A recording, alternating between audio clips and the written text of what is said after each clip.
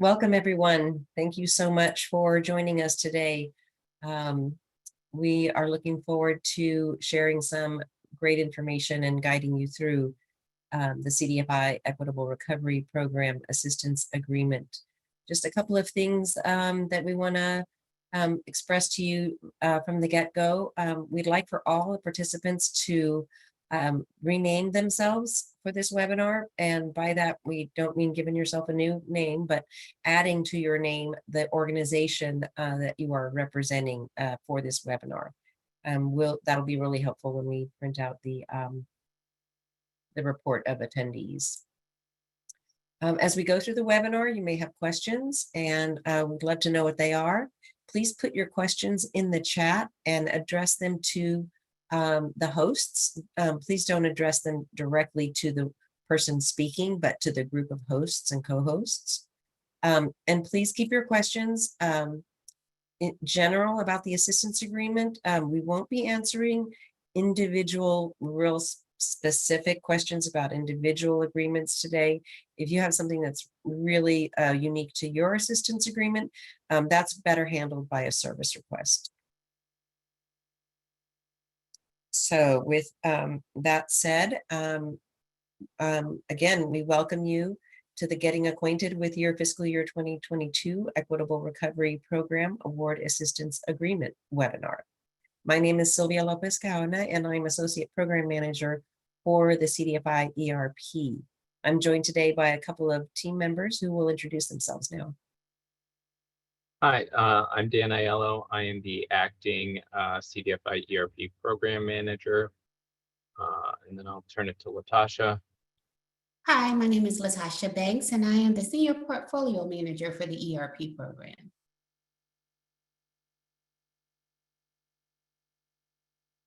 So in today's webinar, we'll go ahead and get started on the next slide.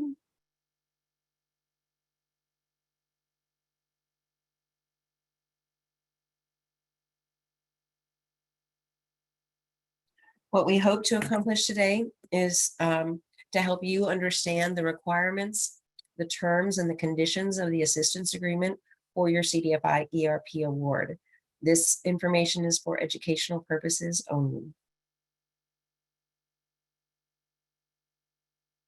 We have some objectives in this presentation today, and those are describing to you what the assistance agreement is and what its purpose is. We'd like to show you what the assistance agreement looks like. We'll explain the contents of the assistance agreement. We'll provide instructions on what to do with your assistance agreement, and we will provide information about limited opportunities for modifying your assistance agreement. These are the sections that we will cover today in our presentation. We'll do first the assistance agreement overview, and then assistance agreement availability, then assistance agreement components, then other important assistance agreement information, authorized CDFI ERP eligible activities, and making changes to your assistance agreement. So the assistance agreement is a legally binding contract between the CDFI fund and the recipient. The terms of the assistance agreement are based on the recipient's institution type, the information submitted in your application, your fiscal year end date, and the CDFI ERP requirements. All CDFI ERP award recipients must execute an assistance agreement prior to receiving their initial payment.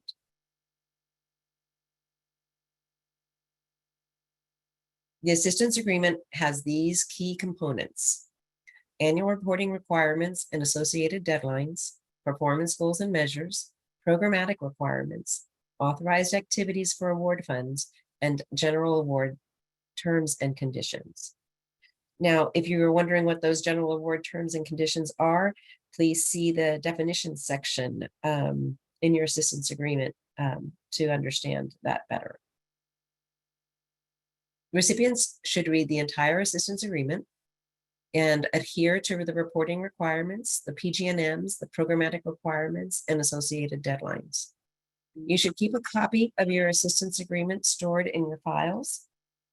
A copy of the assistance agreement can also be found in your organization's 2022 CDFI ERP award record, which is stored in the CDFI Funds Award Management Information System. Recipients should create a calendar reminder with due dates for reports. You can use the reporting schedule in AMIS to find the report due dates, and we recommend that more than one person in your organization have those calendar reminders set up.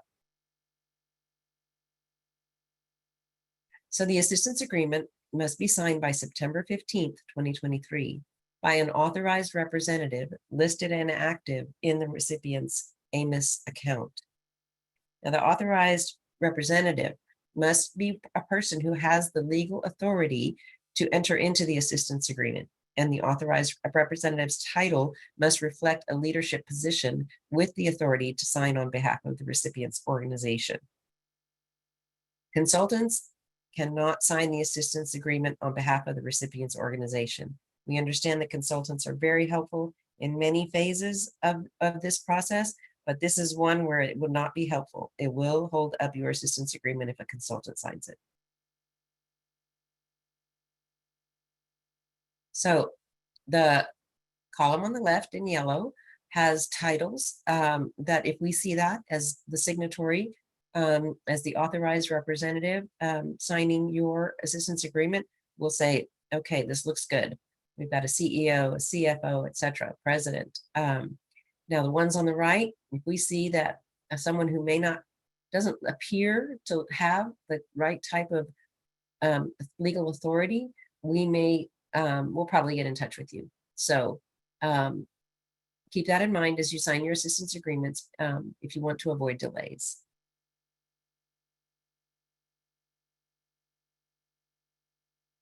We urge you to review the assistance agreement very carefully before signing the document, as we expect you to fulfill all of the terms and conditions and meet all of the deadlines in the assistance agreement. We will contact the authorized representative if additional information regarding the assistance agreement is needed. You may want to take some time just after this webinar to go into AMIS and make sure that all of your authorized representatives' titles are currently and accurately reflected in AMIS for us. Throughout the 5-year period of performance that is set forth in Schedule 1 of the assistance agreement, recipients are required to report on their progress towards meeting your PG&M benchmarks. Recipients that meet all of the terms and conditions of the assistance agreement are deemed compliant. Those that fail to meet the terms and conditions are deemed non-compliant.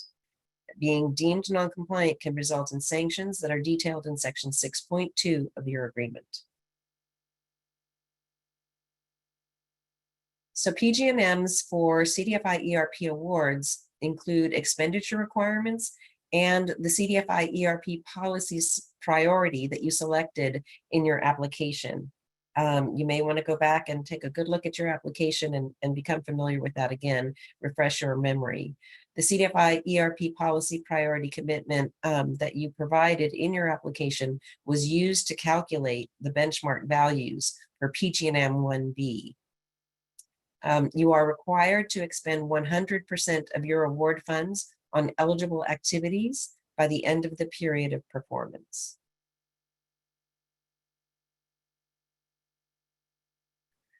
So this is about ERP eligible geographies. If you'll remember, we designed this program around very specific census tracts, and recipients must expend, as you've seen before, at least 90% of the CDFI ERP award in program activities in CDFI ERP eligible geographies in order to satisfy your PG&Ms. You may have up to 10% of activities conducted outside of the CDFI ERP eligible geographies to serve lower moderate income persons and businesses, including nonprofits, that were disproportionately impacted by the COVID-19 pandemic and are included in CDFI eligible markets. Here's a definition of the CDFI eligible geographies. You'll find it again in the definition section of your assistance agreement and in the NOFA and in the application.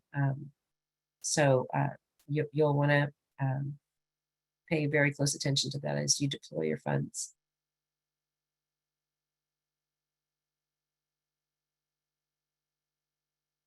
Now we'll move on to assistance agreement availability.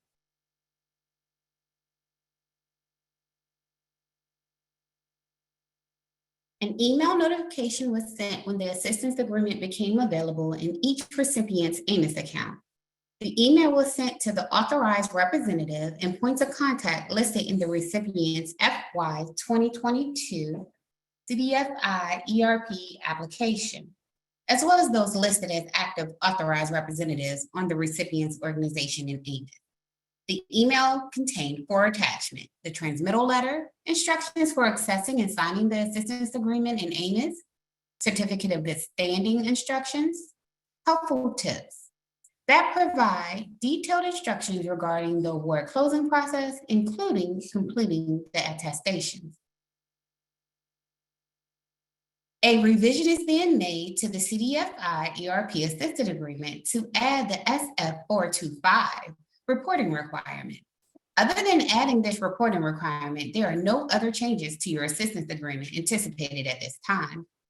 As a result, all individual ERP assistance agreements generated in AMIS prior to August 15, 2023 are being deleted and reissued. Recipients will receive a notification that the revised assistance agreement is available for signature. Do not sign your assistance agreement until you are notified that the revised agreement is available. Recipients will execute only the revised assistance agreement that contains the SF425 reporting requirement. Those who prematurely signed their AAs do not currently have an executed AA. The SF425 is a post-award reporting form that collects data on the expenditure of federal grant funds. Once new AAs are generated, we will confirm that all agreements in AMIS are current and reflect the new SF425 reporting requirement.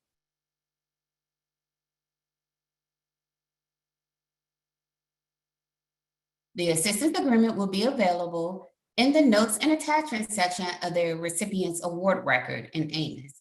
To ensure you receive email communications from the CDFI fund, please include your ERP at cdfitrash.gov, AMIS at cdfitrash.gov, and reply D at cdfitrash.gov to your list of safe senders. The assistance agreement process. Steps to finalize the assistance agreement and receive award payment. Step 1.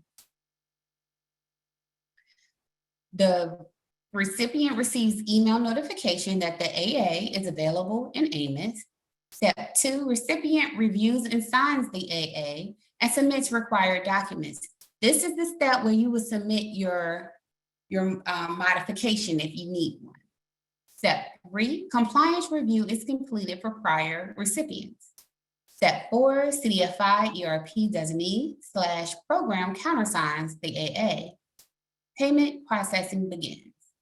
Step 5, recipient receives email notification that countersigned AA is available in AMIS. Step 6, recipient receives initial payment. The assistance agreement components. Dan?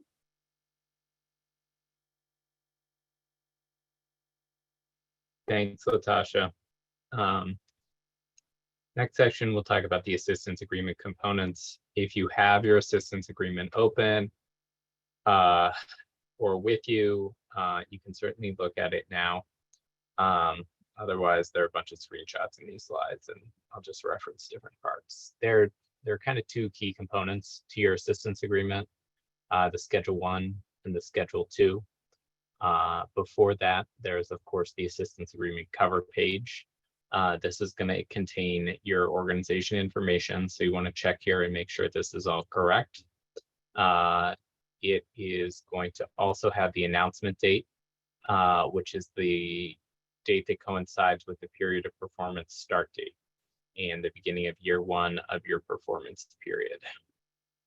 And that date again is April 10th, 2023. So the amount of the award will also appear on the signature page and the initial payment amount. You want to pay attention to both of these, make sure that no modifications are needed to either one.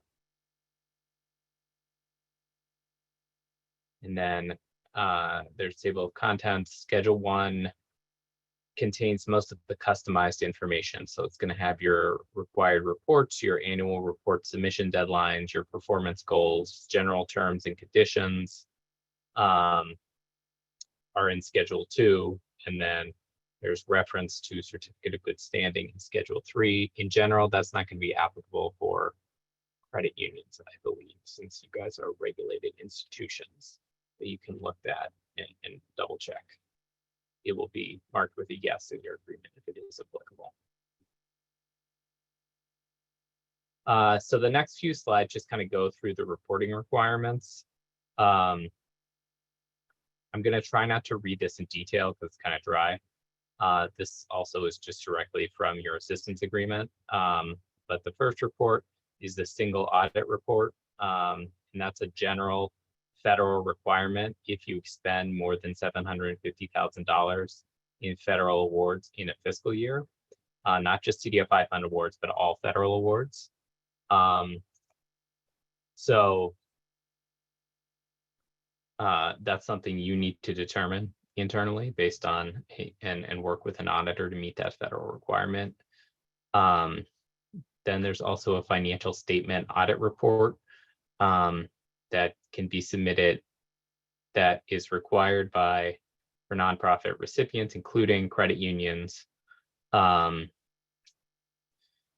is basically if you have prepared a financial statement audit, then we're requiring that you submit it. But under no circumstances should this be construed as the CDFI fund requiring the recipient to conduct or arrange for additional audits not otherwise required. Or otherwise prepared. So next slide. The financial statement audit report is for for-profit recipients. Financial statement audit report also applies to for-profit regulated institutions. These are referenced here as well, and they'd be submitted via AMIS. So the main CDFI fund specific reports are the transaction level report, which is we call it the TLR.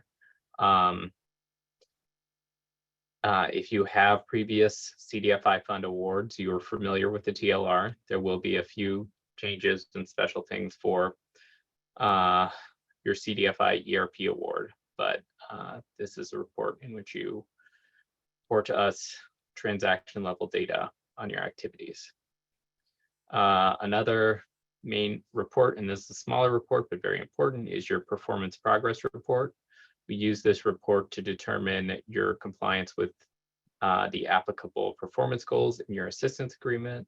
Both the TLR and the PPR are submitted annually.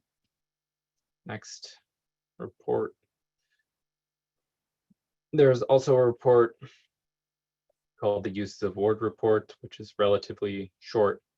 This report is used to determine your compliance with certain performance goals and also demonstrate how CDFI ERP award funds were expended. As a certified CDFI, you are also required to submit your annual certification and data collection report, which is called the ACR. This is not going to be listed in your reporting schedule on the award record in AMIS. It's going to appear under your certification, but please don't forget this requirement, because if you don't submit your ACR, you could potentially lose your certification, which would be an event of non-compliance and cause all sorts of other headaches for you. The other thing that's kind of important to note on this program that was in the authorizing statute and in our materials during the application period and also in the assistance agreement. You are going to be required to report on beneficiary demographic data pertaining to borrowers and potentially end users, though that part's still being determined as part of your reporting requirements. This would include information on race and ethnicity. Section 523D of the statute that created the CDFI ERP program allows the CDFI that receives an award under this program to collect such data notwithstanding any limitations under the Equal Credit Opportunity Act and without any adverse action related to the collection by CFPB or any other federal agency. So, while you may have requirements under a COA, those are waived in the case of this program. This is the general report submission deadlines. Once the assistance agreement is modified, the SF425 report is also going to be in here. One thing to note is that we are not going to have partial year, sometimes called year zero reports required for the TLR, the Uses of Award report, or the PPR. And so your first report for these types of reports is not going to be due until, in most cases, 18 months or more after the start of the period of performance. So you're not going to have to submit any of the main reports this fiscal year, or like this calendar year. You may have some other reports that are due related to the audits. Your period of performance is outlined in your agreement in this table. If you go to your assistance agreement, the dates are filled in. It should be clear. You'll notice that year one is going to be a period longer than 12 months, and all the other years will be 12-month periods. Performance goals and measures are benchmarks that a recipient must meet in order to maintain compliance with its assistance agreement.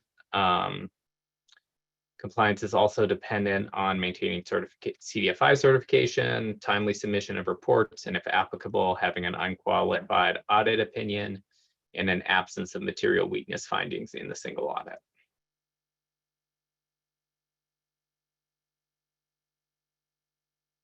The data for measuring your performance goals is obtained through the annual report components, primarily. Some other things are publicly available. So you must, demonstrate in your reporting that you're meeting the requirement in your assistance agreement. As I stated before, notwithstanding the PG&Ms as a condition of your certification status, you need to be mindful that you continue to meet the CDFI certification related target market requirements. So be aware that just because a transaction may be qualified for a CDFI ERP investment and may contribute towards meeting your performance goals does not necessarily mean it's within your target market. And that's something you just need to be aware of and manage effectively.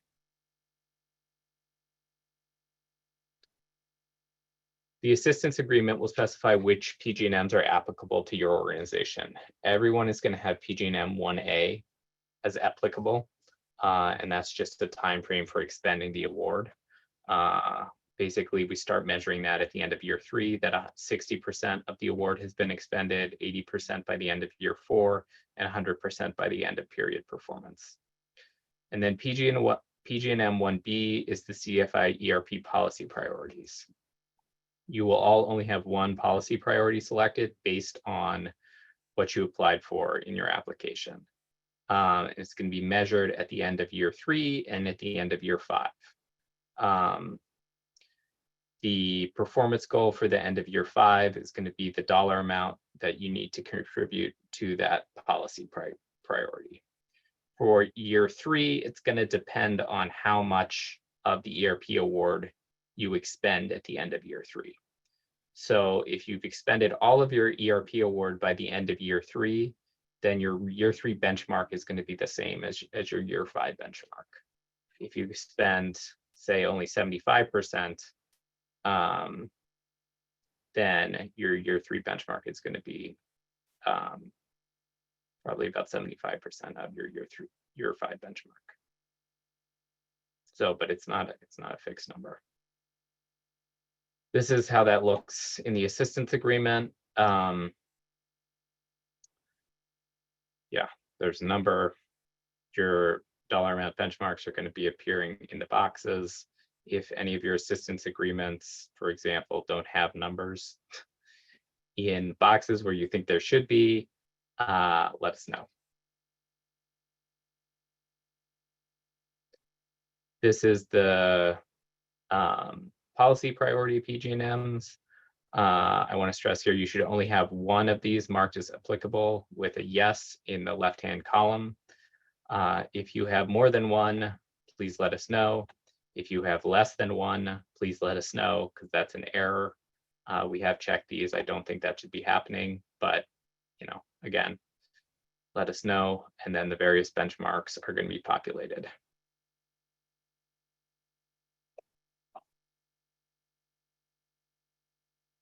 In addition to the PG&Ms, each assistance agreement is going to specify certain programmatic requirements that are applicable to your organization.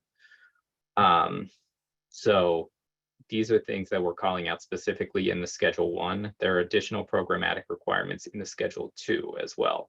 So you please do need to read the entire assistance agreement to understand your obligations. Requirement 2 is your authorized CDFI ERP eligible activities. You need to expend your ERP award for one or more of these activities. Those include program activities and operational support activities. Note that within program activities, there is a cap on your total expenditure on financial services and development services. They cannot exceed 25% of the total ERP award amount. There is also a cap on your operational support activities. That's going to be a dollar amount listed in your assistance agreement. It's going to be some number between about $166,000 and $400,000. So please, you can move money around within these eligible activity categories, but you can't exceed either of those two caps. So just be aware of that. Requirement 2B is a general requirement that you need to expend at least 90% of your award that you use for program activities in CDFI ERP eligible geographies, as further set forth in section 3.8 of Schedule 2. So please read section 3.8, because that will explain how that 90% is interpreted. All right, programmatic requirement number, programmatic details, and the description. This is how it's going to appear in your assistance agreement. Next slide. Then same thing for the next one. Okay. I believe I am handing it back to Sylvia. Or No. Yes. No, Latasha, I'm handing it back to you. I apologize. Thank you, Dan. Receiving payments. To receive award payments, recipients must electronically sign the assistance agreement and upload all required documentation into AMIS. The certificate of good standing must be from the Secretary of State for the recipient's state of formation, dated within 180 days prior to the federal award date of the assistance agreement. You, as a CDFI, you must maintain compliance and with all the terms and conditions of any prior award from the CDFI fund. Maintain accurate banking information in the System for Award Management, SAM. SAM information must be updated every 6 months at www.fsd.gov.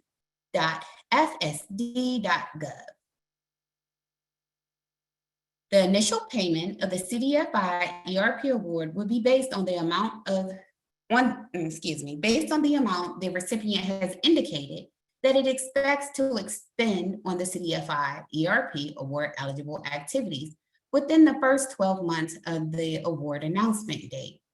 The CDFI fund reserves the right to increase or decrease the initial payment amount to ensure that any subsequent payment is at least $75,000. If the entire amount of the award is not dispersed in the initial payment, recipients must submit a subsequent payment request at least 30 days prior to the end of the period of performance. Subsequent payments will not be made until the recipient has expended at least 90% of the previous payments into a CDFI ERP eligible activity. Subsequent payment requests must be in the amount the recipient expects to expend for a CDFI ERP award or eligible activities within a 12-month period in the remaining period of performance. Recipients will be limited to 4 subsequent payments unless such limitation is waived by the CDFI fund. We're going to skip this because this is not applicable. Additional information. Activities proposed in the recipient's CDFI ERP application may not all be eligible activities of a CDFI ERP award as listed in the assistance agreement. Recipients may only use CDFI ERP award funds for eligible activities as listed in the assistance agreement, regardless of what was proposed in the application. The recipient may incur expenses beginning on the announcement date. Any advanced expenditures prior to receiving the CDFI ERP award must be consistent with the performance goal 1A in Schedule 1 and may be reimbursed with the CDFI ERP award upon receipt. At the end of each year 3 and year 5 of the period of performance, the recipient shall expend its CDFI ERP award or an equivalent amount to achieve the applicable CDFI ERP policy priorities set forth in Performance Goal 1B in Schedule 1. The recipient may satisfy this goal using CDFI ERP award or other available funds on its balance sheet. Funds used to satisfy the CDFI ERP program's performance goals and measures may not also be used to satisfy PG&Ms for other CDFI fund programs. Material events. Recipients must advise the CDFI fund of material events that occur during the period of performance, as set forth in the assistance agreement. Initiate the process by submitting a material event form via a service request in your organization's AMIS account. The form must be submitted within 30 days of the occurrence of a material event. The certification of material events form can be found at www.cdfifund.gov/programs-training/programs/ERP. Please review section 5.9 of the general terms and conditions of your assistance agreement for additional information. Authorized CDFI ERP eligible activities. Sylvia? Thanks, Latasha. So you've seen the list of eligible activities again, and a lot of what we've put out there, the NOFA, the application, and it will be in your assistance agreement, but we want to make sure that, you've got all of that, well understood. You must use your CDFI ERP award only for eligible activities designated in Performance Goal 2A in Schedule 1 of your assistance agreement, and generally consistent with your CDFI ERP application.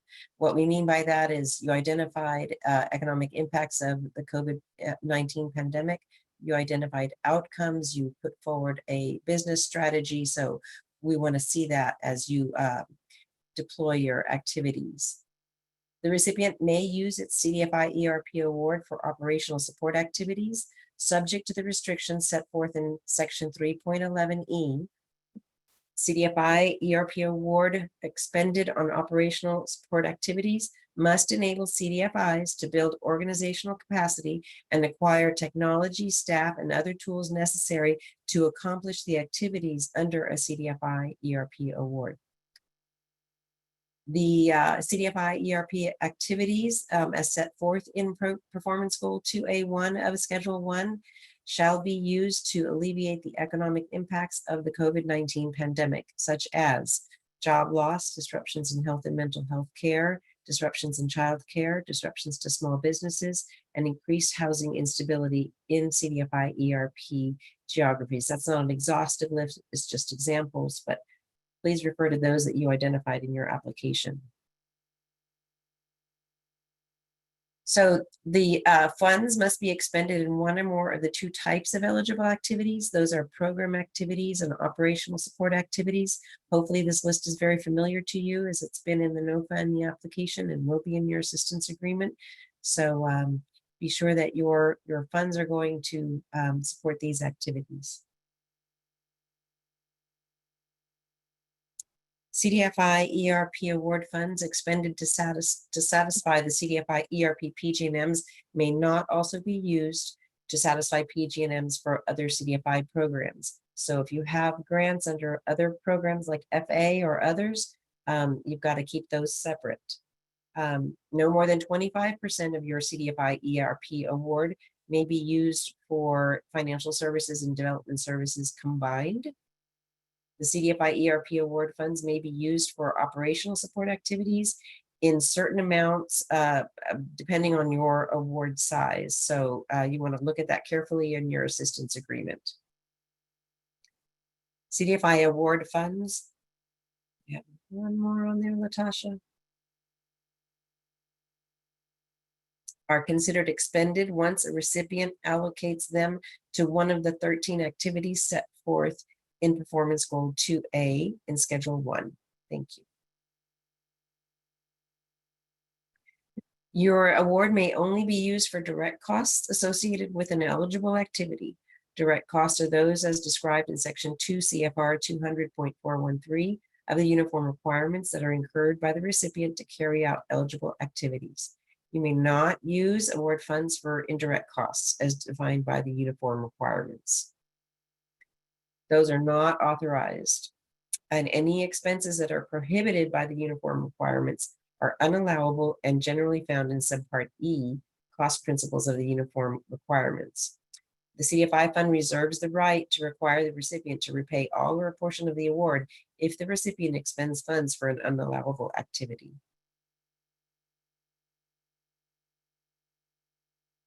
If you are considering expending your CDFI ERP award funds on something that doesn't fit the eligible activity categories, or if you're unsure about that, please contact us before you expend the funds. There's going to be contact information at the end of the slideshow. You can always submit a service request. You will be considered non-compliant under this assistance agreement if CDFI ERP award funds are expended on non-eligible activities. And again, ramifications of non-compliance are in Section 6.2 of your assistance agreement.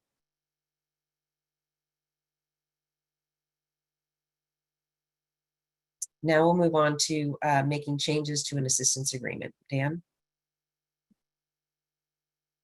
Thanks, Sylvia. So in general, there's not going to be much opportunity to make changes to your assistance agreement. But there are a few opportunities to ask for what we call a modification prior to executing your agreement. The first things that we'll consider, and in most cases approve, are a request to reduce the overall CDFI ERP award amounts, which we would approve in all instances unless the request is to reduce the award below the minimum amount of $500,000. In this case, only a reduction of the minimum to the minimum would be considered. We will also consider a request to modify the initial payment amount. So the initial payment amount you see that appears in your agreement is based on data entered in your application. And there's a table where you projected your schedule for using the funds. And so the initial payment amount is based on the amount you said you would use in year one. If you need to adjust that amount, please let us know. Obviously, that application was submitted a little while ago. You should size your initial payment amount to be equal to the amount you intend to expend in the first 12 months of the performance period. We don't want to pay you more funds than you can expend within 12 months. If you think you can expend more than your current initial payment amount, you could request a increase, and you just need to justify why you can expend that all within the first 12 months. Next slide. Request to change your policy priority PG&M, which is PG&M 1B, in general is going to be denied. For all awards over $500,000, the modification is going to be denied. And the reason for that is because your policy priority commitment is a big factor in determining how large an award you received.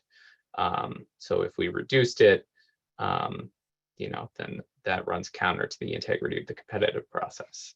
However, recipients who received only a minimum award, so the lowest possible award, could potentially request a modification. They're only going to be approved in limited circumstances if you demonstrate that you're unable to accomplish the current PG&M with the proposed CDFI ERP application strategy. So basically, this is the type of scenario where you'd say our application where really relied on this strategy, and based on the way that the PG&M is set up, we don't think we could use the funds in a manner consistent with our application. And again, that's only if you've got a minimum award of $500,000 would we consider that. We're not going to approve any changes to the standard PG&Ms 1A or the program requirements 2A or 2B. We're not going to approve any changes to Schedule 2. Next. If you want to request a modification to your assistance agreement, please submit a service request by September 15th, 2023. Use the subject line modification request -CDFI ERP assistance agreement. Make sure that the service request is associated with your organization in your award, and that the program selected is CDFI Equitable Recovery Program. I know sometimes people use consultants to manage their relationship with the CDFI fund, and that's fine, but it becomes very challenging if the consultant submits a service request from their personal consulting account. It needs to come from the organization account. So it needs to come from the account tied to your organization. In the body of this request, clearly explain what modification you're requesting and the rationale. Select CDFI ERP program as the program field. After you've signed your assistance agreement, if things change, you can come in and request an amendment. Amendment request should be submitted via service request in AMIS with all required documentation and justification. You need to submit it at least 60 days prior to the proposed effective date of the amendment. I would advise you to, if you are going to request an amendment, you request it as soon as you think you might need it, because it can take us time to approve. Oftentimes there's back and forth about requested information. We're going to approve modification or amendment requests on a limited basis at our own discretion. You should not assume just because you've asked for it that we are going to approve it. The following things can be done without an amendment. You can transfer your award funds between eligible activities. So if you had planned in your application to use most of your award for loan loss reserves, but you want to shift that over to capital reserves, you can do that without an amendment. That's fine. You can also change the name of your organization by submitting a service request in AMIS. We're not going to amend your agreement. You do need to submit a material event form to make sure that it's appropriately documented, but there's no amendment required related to that. So additional information, please continue to monitor the CDFI ERP page of our website. That page you can get to is cdfifund.gov/ERP. For questions regarding your assistance agreement, general award terms and conditions, reporting requirements, allowable uses of funds, any questions that are specific to your organization, please submit a service request in AMIS. Be sure to select CDFI Equitable Recovery Program as the program to make sure that your service request is routed to the appropriate staff. Please ensure that you keep your organization's contact information up to date in AMIS, as we need to rely on this to reach you if we have any questions or important notifications. Also, please add ERP at cdfi.treas.gov, AMIS at cdfi.treas.gov, and reply D at cdfi.treas.gov as safe senders in your email system so you don't miss important notifications. Thank you for listening. Now I'm going to do the Q&A portion. I've gotten some questions from Sylvia. I don't know if anyone has any more, but if you send them to me, I will attempt to answer them. You can also send them to the meeting group chat. I will see them either way. So we're just going to take questions through chat. So I'll just get started and I'll read them and provide the response. Hello, I have several general questions around data collection and reporting. The first question, do we need to collect demographic data on all loans or only those loans in ERP eligible areas if we expend funds to reserves? What if a borrower does not want to provide the information? So you need to only need to collect demographic data on loans that are related to your CDFI ERP award. So ERP loans and investments, those are the only loans you need to collect CDFI or demographic data on. You don't need to collect it on all of your loans. If the borrower does not want to provide that information, we are working on guidance. Sorry, let me back up slightly. So we are working on finalizing guidance on how we're going to advise you to collect demographic data, including data on race from borrowers. The primary method is going to be borrower self-identification. You obviously can't force a borrower to select something. You know, they need to be given the option to not respond. So we're working on guidance on what to do in those cases. That guidance isn't quite final yet, and we'll publish it when it's available. We're also working on how to incorporate, forthcoming guidance from the new certification application, and existing guidance from regulators on this topic. So there's not additional information that I can share beyond that at this point in time. If that's a big issue for you in terms of deciding whether or not to execute your agreement or accept your award, then I'd advise you to submit a service request to that topic. But in general, there will be guidance on how to collect that information. Do we need to collect data? Sorry, moving to the next questions on data collection. Do we need to collect data over the entire performance period of 5 years if we satisfy all the requirements early? I anticipate that we will have some sort of early closeout policy. I don't totally know what form that will take and when that will be an option. It may partially rely on whether you're filing reports under other CDFI fund awards. So that's something that's been explored with RRP. But I would anticipate that early closeout guidance is something that would maybe be coming next year.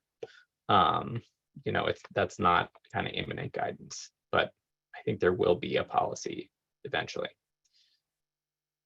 What about loans issued between April 10th and the execution of the assistance agreement? Can we submit these loans without the required demographic information as eligible loans in ERP geographies? I mean, you can submit them, but if you want to tag them as loans counting towards meeting your performance requirements under the ERP program, then we are going to need that demographic data. If you're just reporting them as general loans that you've done as part of your TLR requirements, then you don't necessarily need to collect that. But we are going to require demographic data to be reported as part of ERP, loans that you're using to meet the requirements under the program. Is there a difference between HMDA and the data being required to collect specifically on HMDA? It does not split out between Native American and Native Alaskan. It's okay to report based on HMDA definition, or we need to modify our systems to collect the desired information. I need to check the reporting guidance. In general, I think our plan, well, I don't want to say anything that's not going to be borne out by the finalized guidance, but there is reporting requirements. There is certain data points currently in the TLR on demographic data. They're just not currently mandatory. And so for ERP, they will be mandatory, and there will also be guidance provided on how to collect that data.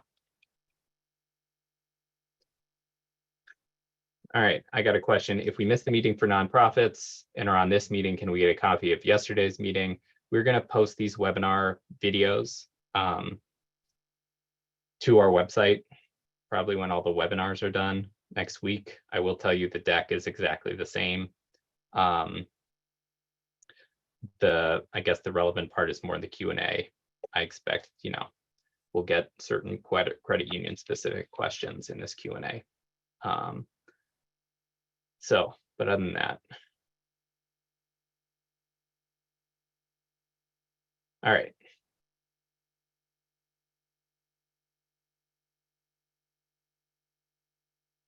So the CDFI ERP assistance agreement appears to state that our first 4 policy priorities can be satisfied only by financial products and/or grants. This seems to indicate that those policy priorities cannot be satisfied by expending funds on our other program activities, financial services, development services, loan loss reserves, or capital reserves, or in operational support activities. Which language should awardees follow, the broader language in the application or the narrow language in the assistance agreement? So you're bound to the language in the assistance agreement. That is your contract with the CDFI fund. The thing that I want to highlight about this is that you do not need to spend your CDFI ERP award directly on financial products and grants towards your policy priority. Your policy priority requirement is that you do an equivalent amount of lending and/or grant making towards that policy priority of your award amount. So what that means in practice is that if your policy priority is to expend $1.5 million in persistent poverty counties, that's your policy priority. And your award amount is $1.5 million. You could spend that $1.5 million on loan loss reserves, and then you're using your other capital to do $1.5 million in lending to persistent poverty counties. Alternatively, you could spend, some of that money on financial services, so long as, ultimately you're doing lending in those geographies as well. Most credit unions are not registered by the Secretary of State. What is our good standing requirement? Let me pull this up in the assistance agreement. It's in Schedule 3A. I believe all regulated institutions, recipients that are regulated institutions, which includes all credit unions, do not have to provide a certificate of good standing. So we've been able to verify that you exist based on our contact with your regulators.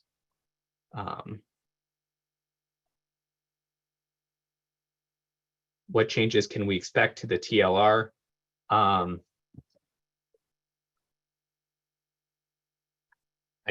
We're still finalizing the TLR requirements right now. They're not going to be super substantial changes to the existing TLR. There might be a few data points added here or there related to collecting relevant CDFI ERP data points, but that will be available in the coming months. How will CDFI ERP awards be handled if a CDFI no longer qualifies due to changes in the CDFI application certification process that have been proposed? For example, the new draft certification rules prohibit certain activities and loan features. So the CDFI fund as a whole is working on a hold harmless policy for organizations that are unable to maintain their certification under the new certification policies. There will also be a grace period before you need to reapply for certification under the new certification guidelines. And again, the guidelines that have been published so far were still subject to comment and are undergoing revisions based on the last round of comments received.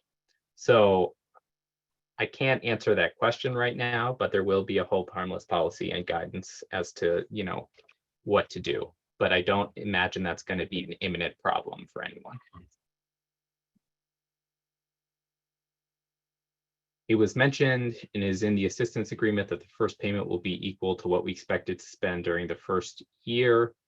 If our initial payment is equal to our whole grant, does that mean our first payment will be equal to the whole grant, or is the language expected 12-month expenditure does not apply?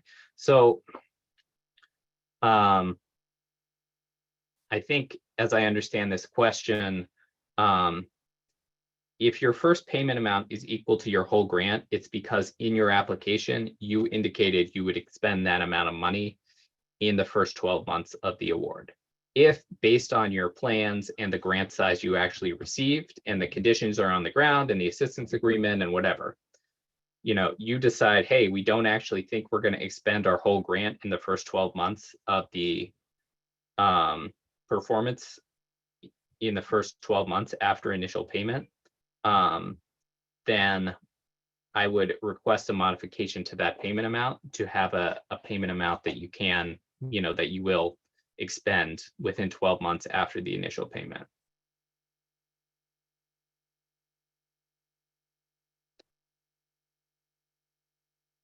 Again, there's questions on kind of backdating race and ethnicity data if we still don't have guidance on how to collect this data.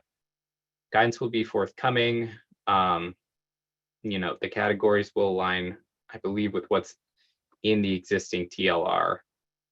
This requirement on collecting data does not apply to non-CDFI ERP loans. So if there are individual issues based on your specific performance goals related to this, and I'm particularly thinking about folks with policy priority number 5, which is a pretty small minority of recipients, that's something we can follow up with service request.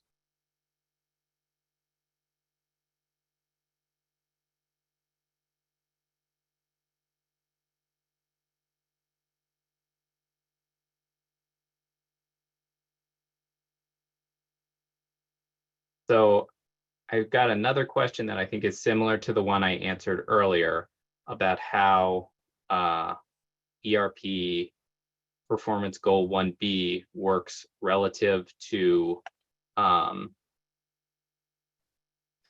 your option to expend the award on different activities. Again, it's an equivalency. So you are not required to expend your ERP awards on the policy priority itself. What we are looking for you to do is use an equivalent amount to your ERP award towards that policy priority. What report is the borrower data provided in? It is going to be provided in the TLR. Will these slides be made available on the CDFI Funds ERP's website? Yes, it is. The slides are currently available on our website, www.cdfifund.gov/ERP. And we will be posting the recording of this webinar on the website as well. Mm-hmm. If a CDFI has a FYE date of 6/30, when are the initial funds 12 months required to be expended? Is this a compliance issue? No, this is just a general requirement we have around payments. So what I'm asking, what we are asking you to do is size your first payment amount to the amount you think you will expend in the 12 months after the execution of the assistance agreement. So if you've already spent some of the money and you're reimbursing yourself, you can include that in that 12-month period. So your fiscal year end date doesn't really matter. But let's assume that like the agreements, you sign the agreement by September 15th, we start to execute the agreements, you can expect to get the money, by late September, early October. So what do you think you can expend by next, late summer, early fall?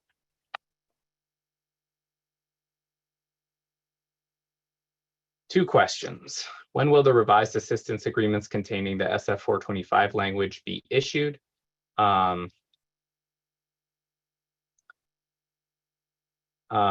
are planning on doing it within the next week. At this point in time, I think we'll probably wait until all the webinars are over, would be my guess. It's a little bit dependent on how quickly IT stuff can get fixed. Since the start date is 4/10/23, can we retroactively count ERP eligible transactions towards UOA, PG&Ns, even though we didn't have the money at the time. Yes, you can reimburse yourself for activities already conducted because they occurred during the period of performance, so long as they qualify, and you can provide the appropriate data on reporting. When can we expect the guidance on data and demographic collection will be sent directly to us or published publicly? We'll be working on that as quickly as we can. I don't think it will get out. I would guess, I don't want to put a specific time frame on it, but it is tied, I think, finalizing that guidance, I think, is tied in part to finalizing some of the certification stuff. So probably sometime later in the fall would be my guess. Similar thing. I've answered some more questions on race and reporting guidance. I think I've answered those already.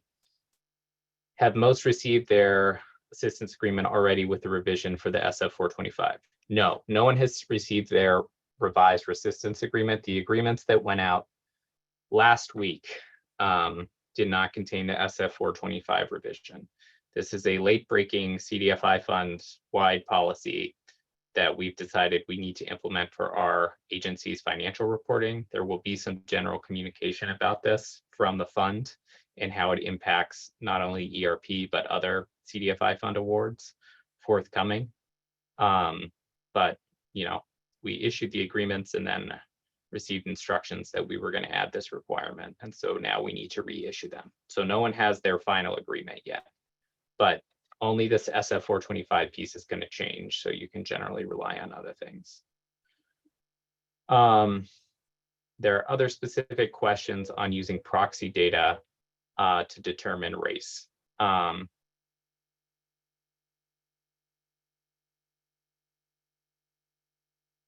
So allowable uses of proxy data will be outlined in the guidance. I can't promise what circumstances would be allowable. I will say generally our preference is to rely on borrower self-identification at this point in time. But, you know, there are certain circumstances where other regulators may require data collected a certain way. I don't think we necessarily want to run afoul of those. So I've got a couple questions about people saying they got an email saying the agreement is available and they can't find their agreement in AMIS.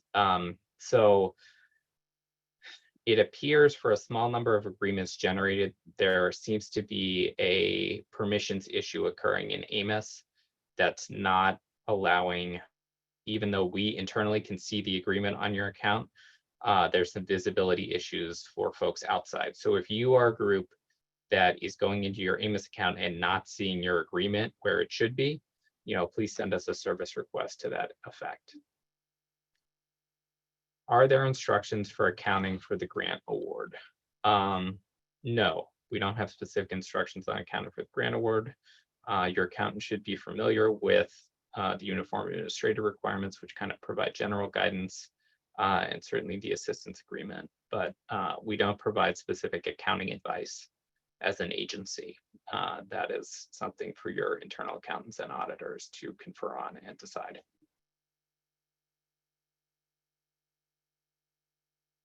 Yes, so any assistance agreement that you receive before August 15th means you need to wait for agreements to be reissued.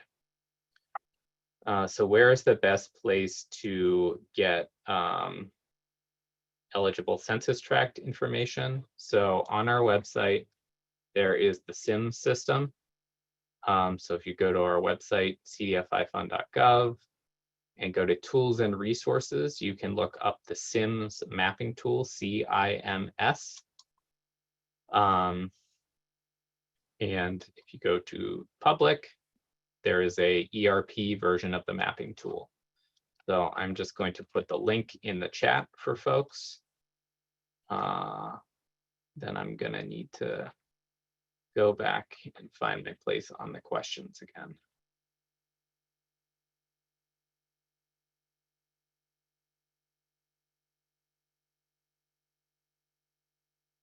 All right. Will there be guidance on how to include race and ethnicity data for performance period retroactively. Again, I kind of need more specifics as to when this would be applicable. Since we're not requiring race and ethnicity data for all transactions, just for those that you're using to meet your requirements under your CDFI ERP award. You know, if you have a specific circumstance where you need to then go backwards to meet your ERP requirements, that's something we should discuss, maybe more in a one-on-one setting. So you can submit a service request related to that.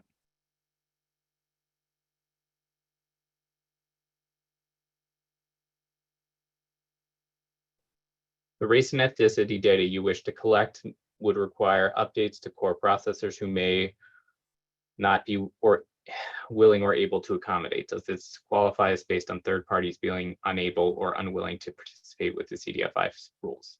So in entering an assistance agreement with the CDFI fund, you are going to need to meet the obligations under the contract. And one of the obligations is to collect certain data that we are going to require, including race and demographic data. This is a requirement that is tied to the CDFI ERP statute. It's not a requirement necessarily that we are imposing unilaterally. So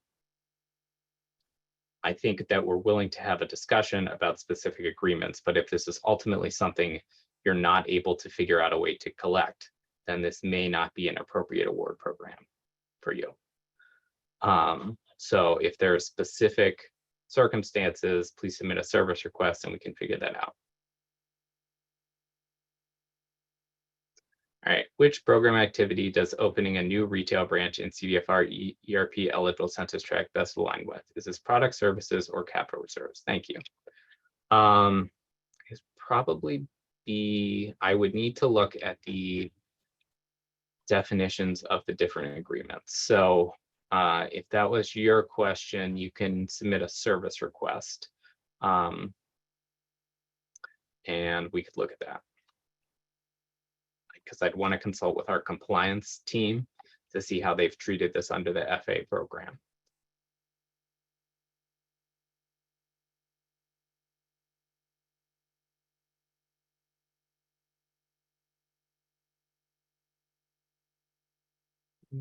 Sorry, some of these questions, I'm going back through questions, so I've answered some of them already. Is there? All right, so is there a known problem for submitting a CDFI ERP agreement in AMIS? Error message. Yes. So you cannot sign your agreements at this point in time. When you are signing your agreements, you do need to be careful to select the appropriate attestations.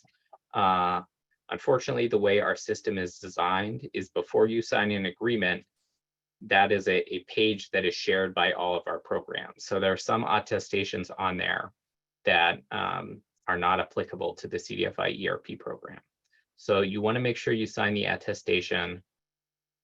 Again, you cannot sign your agreement yet, but when you do, you want to make sure you select the attestation for the SAM.gov, for understanding the performance goals, and for having attended the webinar. You don't want to select any attestations that say CMF only or FA only or anything like that, because those are not eligible for the ERP program and you'll get an error message then. But you cannot sign your agreement at this point in time until we reissue the agreements with the SF424 requirement. 425, sorry. If we take all the funds up front, do we have to expend 90% in a certain time frame? So you need to expend 90% of your first payment amount before you can request a subsequent payment. As I mentioned a few times, you should size your first payment amount based on what you think you can expend within 12 months of the first payment amount. So, yeah. The revised agreements, I think I've said this earlier.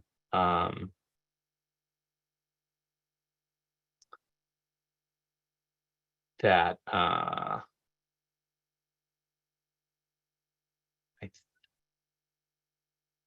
All right. So the revised agreements will hopefully be available sometime next week. We will send out an email to everybody who got the initial emails about the assistance agreement when the revised agreements are available. What else is going on? Yeah, I am providing different information on payment. Please review your assistance agreement. If the assistance agreement section on payments conflicts with something I've said, I believe what I'm saying is accurate, but if it conflicts, the assistance agreement is accurate.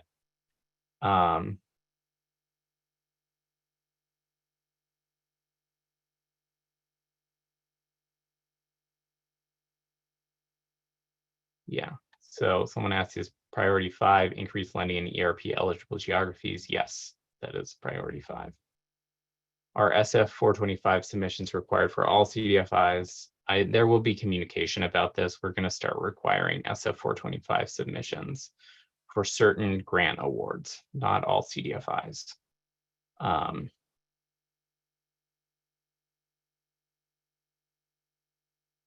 Some of these I don't totally understand. Again, the demographic information collection is only relevant for loans and investments you plan on reporting as being ERP loans and investments.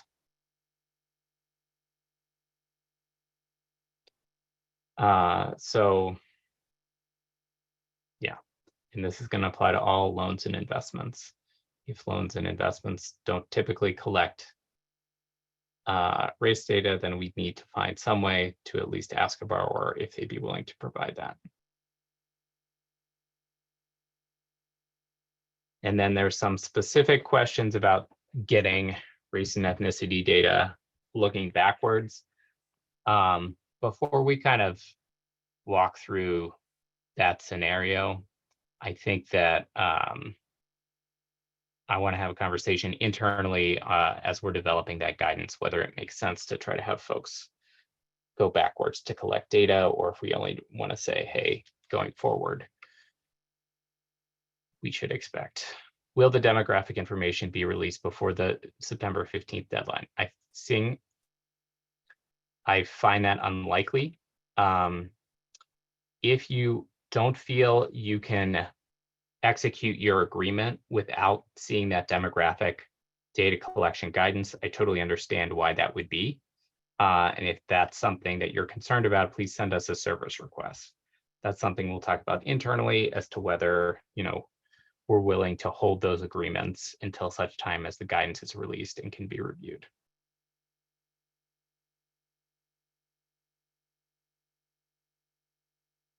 All right, can equivalent portion of CDFI ERP policy priorities loans be reported under CDFI 22? I assume that means, and we count, there are restrictions in place about using FA funds to meet your CDFI ERP obligations and using CDFI ERP funds to meet your FA obligations. Those are outlined in the assistance agreement, and there's a prohibition on kind of double counting funds across programs. I'm happy to opine on like specific situations via service request. If our team attended this webinar as a group, should we submit a service request to ensure that you have a record of the signatory of the assistance agreement did indeed attend this webinar? So as part of signing the agreement, everyone is going to attest that someone from their organization has attended the webinar and they understand their assistance agreement. That attestation is sufficient for our purposes. We don't need a separate service request.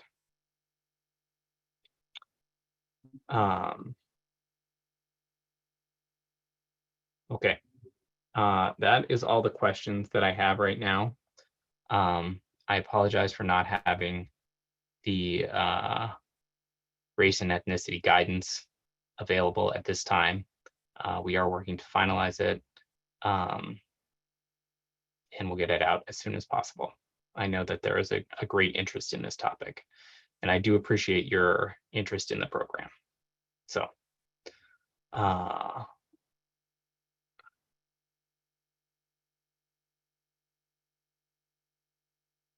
right, that's all I got. If you guys have any other service requests that we have, or any other questions that we haven't gotten to, or you feel like I misunderstood something you were trying to ask, you can always submit a service request and we'll do our best to respond to it. Obviously, we're doing a bunch of these webinars. We've made over 600 awards under this program, so we're getting a bunch of service requests right now. So please be patient while we work through this and respond. Thank you. Bye. Thanks for joining, everyone. Goodbye.